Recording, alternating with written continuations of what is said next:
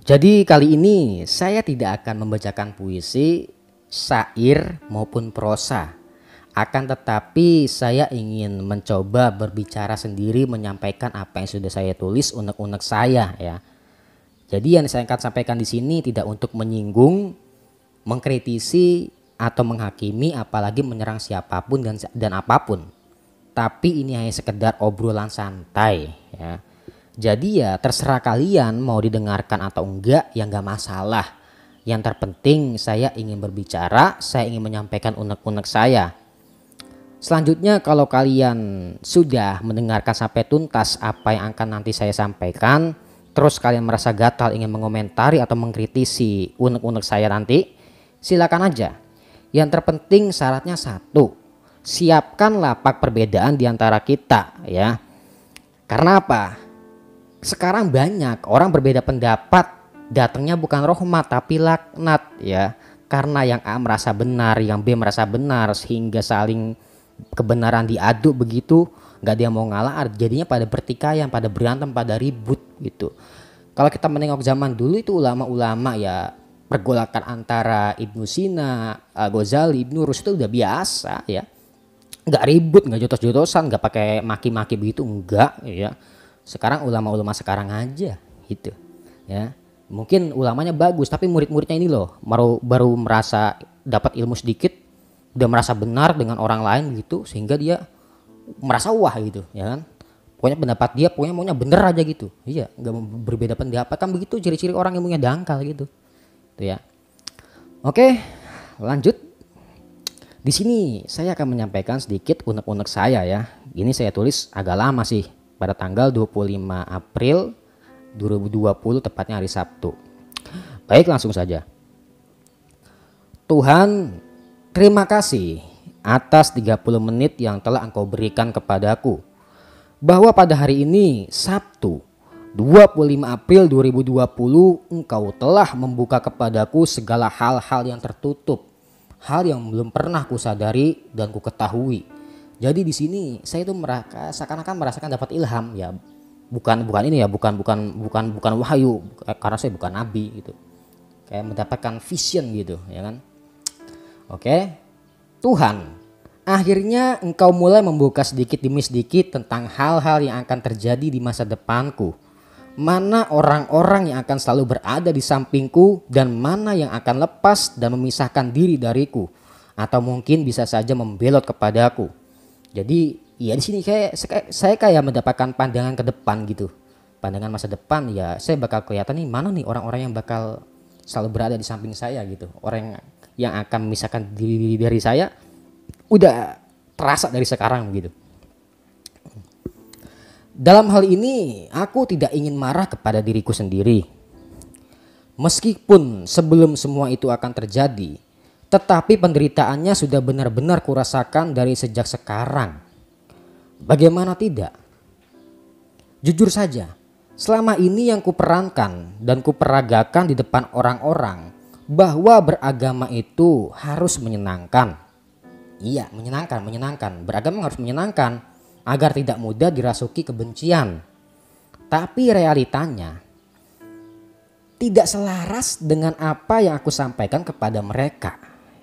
Ini saya jenuh banget rasanya, makanya saya tulis begini. Awalnya aku juga ingin merasakan beragama dengan menyenangkan. Akan tetapi yang kurasakan sebaliknya, bahwa beragama itu suatu siksaan. Tidak ada jalan keluar ketika sudah masuk di dalamnya. Bahwa beragama itu suatu paksaan. Beragama itu suatu keharusan dan dituntut harus sempurna. Beragama harus selalu tampil benar di muka umum. Sehingga lama-kelamaan aku benar-benar merasakan keresahan sampai aku tiba di makam di mana aku merasakan kejenuhan yang benar-benar dahsyat. Cakung, kampung baru, tempatku dilahirkan, dibesarkan, dan ditempa dengan api Islam. Oke, sekarang Cakung lagi ya. Kalau kemarin-kemarin Cakung heboh dengan masalah Ruyatul Hilal itu ya, yang menyatakan bahwasanya dia melihat hilal, itu ada salah satu organisasi melihat hilal tapi yang lain gak pada ngelihat, itu kan heboh ya. Sampai di Kediri itu ngomong, dari mana? Adik saya ditanyain di Kediri gitu sama dosennya, dari mana mas asalnya begitu. Saya dari anu Pak, Jakarta. Jakarta mana? Timur. Timurnya mana? Cakung Pak. Oh Cakung ya. Itu seakan-akan tuh dosennya ya cengengesan begitu. Diterusin lagi, Cakung yang tempat itu ya, hilal itu hilal gitu. Iya, jadi seakan-akan kayak ejekan gimana gitu kan. Aneh loh gitu. Aduh kan jadi Cakung ya heboh gara-gara begitu gitu loh. Tapi sekarang ini Cakungnya persis saya gitu. Ya, lanjut aja. Berbeda dengan api Islam yang dicanangkan oleh Sayyid Amir Ali. Ya ini seorang pembaharu Islam ya, yang membela Nabi Muhammad dan segala perangkat Islam. Bahwa di kampung halamanku, dalam kurung Cakung tadi, orang-orang yang sudah merasa cukup dengan pemahaman Islamnya berusaha memegang kendali di atas orang-orang awam. Oke, di Cakung banyak banget orang awam kok. Emang saya rasain di sini. Sehingga seringkali orang-orang yang awam dengan pemahaman Islam yang masih minim itu seperti perahu yang terombang-ambing di tengah-tengah ganasnya badai dan ombak. Ya, namanya orang awam kan gitu. Jadi ya Islamnya ya ala kadarnya aja. Aku tidak menyalahkan mereka atau menganggap ada yang tidak beres dengan pemahaman keislaman mereka. Karena Islam yang mereka pahami juga berasal dari sumber yang sama, yaitu Quran dan Sunnah. Belum lagi sikap para pemegang kendali Islam di kampung halamanku. Pengendali Islam ini dalam tanda kurung ulama lah, ulamanya Cakung gitulah. Jika belum memiliki tempat ibadah dalam kurung masjid, seakan-akan sikap dan perilaku keislaman mereka itu belum sempurna ya. Kalau boleh saya meminjam kata-katanya Islam sebelah itu, organisasi Islam sebelah, dia bilang Islam kafah gitu. Jadi di sini di Cakung ini kalau dia belum punya masjid, belum punya megang musola gitu, Islamnya merasa belum kafah gitu, belum sempurna gitu. Bisa bayangin nggak? Oke, lanjut. Sungguh benar-benar terjadi di mataku bahwa masjid tak hanya sekedar tempat beribadah, akan tetapi juga sebagai aset berharga yang diperebutkan hanya untuk menaikkan citra, kepamoran dan popularitas di mata para dedengkot Islam lainnya. Jadi di sini Cakung ulamanya gak cuma satu, tapi banyak gitu. Ya banyak ya karena merasa mengaku-ngaku ulama gitu, ya. Yang ngaku-ngaku ulama kadang, oh ini anggap ulama ini ulama yang bagus, ini ulama yang buruk, itu loh. Repot gitu. Ada juga orang yang Cakung itu macam-macam. Ada juga orang yang gak pernah ngaji, gak pernah pesantren, gak pernah apa-apa, tapi ngomongin agama gitu. Aneh, ada yang begitu gitu. Ya entahlah. Oke, dikit lagi. Wabah yang sedang terjadi di sekitarku, maksudnya wabah corona, ini belum seberapa jika dibandingkan dengan wabah keangkuhan yang menyelinap di hati para pemuka agama di kampungku. Sungguh benar-benar aku rasakan bahwa sikap kegengsian di sini lebih besar daripada rasa ketidaktahuannya.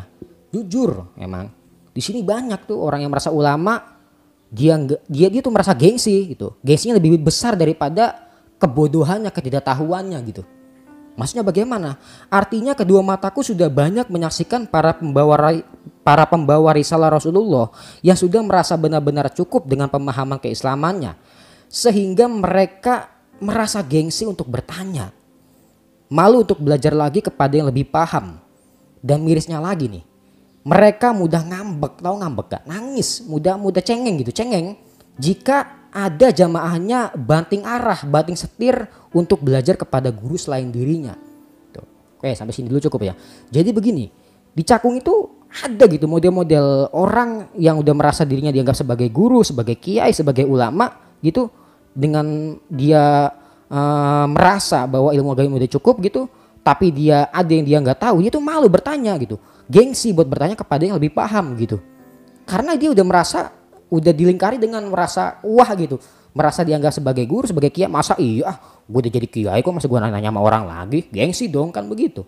Sekarang begitu, bahkan ada itu yang tadi saya bilang. Jadi ada orang yang merasa ulama ketika dia punya murid tuh, muridnya merasa kurang dengan apa yang dia sampaikan, dia ngaji lagi muridnya kepada orang lain gitu, kepada guru lain, itu dia merasa ngambek, merasa cengeng, nangis gitu. Ngambeknya itu ya merasa gak suka begitu, melihat muridnya ngaji lagi ke orang lain begitu, yang lebih paham dari dia gitu. Padahal kalau ulama zaman dulu, taruhlah di sini sebagai orang-orang gadang sini saya dapat dari saya sinyalir ya dari para orang-orang tua di Cakung itu ada namanya guru Asmat itu ya. Guru Asmat itu ibaratnya ya macannya Kampung Baru, artinya macan di sini ulamanya ya, pencetus-pencetus ulama gitu, kayak murid-muridnya kayak Kiai Muhajirin Amsardari itu yang pendiri Anida Al Islami Bekasi itu kan begitu banyak murid-muridnya ya. Jadi beliau itu ketika belajar pada seorang guru, nah terus gurunya itu ditanyain terus sama guru Asmat, dia tuh kagak tahu, bingung tuh. Sampai gurunya mau begini, "Mat, lu bener-bener dah lu nanya mulu, gua sampai bingung begitu. Ayo dah lu mendingan gua anterin ke guru gua dah biar lebih paham begitu daripada ngaji sama gua begitu." Itu begitu loh. Jadi ketika guru ditanyain sama muridnya, ya, saya tadi guru Asma tanya pada gurunya, tapi gurunya itu dia merasa merasa bingung. Dilemparin pertanyaan terus sama guru Asmat. Nah, itu guru bukannya ngambek tapi nganterin muridnya guru Asmat kepada gurunya lagi tuh. Gurunya itu yang lebih paham gitu. Beda sekarang itu kalau sekarang gitu loh. Itu menurut kesaksian sejarah itu saya ngomong begitu tuh. Saya punya orang tua begitu, ngomong begitu. Jadi sekarang gengsi orang ngaji itu. Ya. Ya bahkan tadi ada orang yang kagak pernah ngaji, nggak pernah nggak pernah mengenyam pesantren tapi ngomongin agama. Ini kan heran. Ya. Ada lagi yang waktu saat inilah wabah nih corona ya kan. Masjid ditutup, musola ditutup, ya kan, nggak kedengeran azan bagaimana, ya. Pernah saya diskusi sama orang begitu, tiba-tiba dia ngomong begini, ini kalau masjid kagak pernah azan, musola nggak pernah azan ini, waduh, bisa-bisa turun Dajjal ini, cepat turun ini. Dalam hati saya, dia bilang, lu denger azan aja lu kagak nanjak ke musola, jarang ke musola, dia kan begitu, realitanya begitu gitu loh, ya kan. Ketika ada azan itu nggak pernah nanjak, gitu aja. Ketika ada corona masjid tutup, dia merasa perhatian dengan agamanya begitu, padahal nggak pernah jamaah gitu, ya kan. Nah sekarang ini udah masa new normal ya, dilegalkan jamaah, silakan jamaah ya. Sekarang mana nggak ada tuh yang teriak-teriak ayo ramaikan masjid, ayo ramaikan musola, ramaikan masjid untuk kita bakti sosial kepada masyarakat duafa, nggak ada yang begitu ya. Marah-marah aja, emang dasarnya ya entahlah bagaimana itu. Saya nggak bisa mengklaim dia itu benci dengan apa, nggak bisa ya, karena memang itu hanya dia yang tahu kan begitu ya. Jadi mungkin ya seperti itulah gambaran Cakung ini bagaimana gitu ya. Kalau bisa dibilang Cakung memang tempat banyak orang-orang pinter gitu ya zaman dulu pada masanya. Kalau sekarang ada sih orang-orang pinter benar-benar ulama yang karismatik, ada mungkin hanya bisa dihitung jari lah, mungkin satu atau dua ya, minimal satu lah, nggak ada lagi beneran iya. Tapi yang banyak itu ngaku-ngaku ulama, merasa dahsyat ilmunya, merasa benar, itu banyak yang begitu. Ya. Ini benar saya resah banget rasanya begitu. Ya, iya. Kalau saya pribadi sih mah silakan, lu mau ngaji sama siapa kek, bodo amatan kalau saya mah begitu. Iya. Lu mau datang ke gua silakan, gua ajarin. Lu kagak mau datang ke gua ya silakan juga, nggak masalah begitu. Iya, nggak, gua sih nggak pernah masa-masa. Iya, nggak pernah masa-masa lu buat ngaji sama gua, kagak begitu. Iya. Tuh, gue sih begitu ya, saya pribadi gitu. Oke, jadi maaf ya pakai gua emang, karena kalau nggak pakai bahasa gua nggak enak, orang Betawi emang harus nyablak gitu kan. Iya, emang begitu harusnya. Iya, ya gini lah gambaran orang-orang Cakung ini ya begini ya. Tapi buat daerah kalian sendiri nggak tahu kayak gimana, tapi ini saya ngomentarin Cakung aja sih begitu. Mungkin dari Cakung, Sukapura, Semper mungkin ya hampir-hampir sama begitu. Dari Sukapura ke Semper sonoan dikit mungkin hampir sama begitu modelnya begitu ya. Jadi banyak lah ngaku ulama ya. Ya saya ngomentarin begini emang karena saya ngelihat begini begitu ya, bukan berarti saya lebih pintar dari mereka, enggak, mereka itu lebih tua, lebih pintar dari saya kok. Iya, lebih paham ilmunya, agama lebih tinggi ya. Mereka pasti udah lebih dekat duluan kepada Tuhan daripada saya gitu aja ya. Ya saya hanya menyampaikan unek-unek saya aja, menyampaikan unek-unek, menyampaikan keresahan saya gitu. Saya hampir hidup selama 30 tahun kok. Iya. Jadi nggak ada salahnya kan kalau saya menyampaikan unek-unek gitu. Mungkin itu aja, mungkin nanti di episode selanjutnya ya kita akan bahas lagi tentang Cakung lah ya, tetap aja Cakung ini ya. Karena saya merasa Cakung bener-bener sakit tau gak, sakit iya. Bahkan ada itu tempat saya ini ada yang masjid gitu ya keturunan kiai gitu, ada yang keturunan kiai tapi ketika dengar azan tuh kagak pernah ajak ke masjid, ada yang begitu, ada banyak yang begitu iya.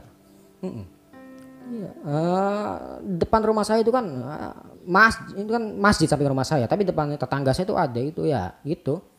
Nggak pernah aja ke masjid begitu, soalnya di rumah. Iya. Padahal dengar azan. Iya. Tapi giliran waktunya lagi begini nih kemarin, ya, pas saling gencar-gencarnya begitu. Wah, masjid tutup, masjid tutup, ya nggak azan, dajal turun, dajal mulu. Iya, kalau dajal terus, tapi nggak datang dajalnya. Wah, repot, iya. Nggak pernah ngaji ngomongin agama. Oke lah, itu aja pokoknya ya ingin saya sampaikan tentang masalah ini, masalah undang-undang saya gitu. Silakan mau dikomentarin nggak apa-apa, nggak masalah begitu. Kalau komentar atau kita bikin podcast bareng nggak masalah, kita diskusi bareng gitu. Ya tentang tadi temanya, yang penting jangan keluar dari masalah itu, dari cakung itu, jangan keluar dari situ ya. Silakan aja nggak apa-apa gitu, pengen dikomentarin ya nggak masalah begitu. Yang penting siapkan lapak perbedaan di antara kita agar kalian dan saya, agar lu dan gua saling bisa memberikan pikiran-pikiran yang fresh gitu ya. Artinya kritis boleh mengkritisi tapi dengan ilmu, dengan kaliber juga gitu. Jangan mengkritisi dengan asal-asalan gitu aja. Yang penting kita berbeda itu agar semata-mata datangnya rahmat bukan laknat.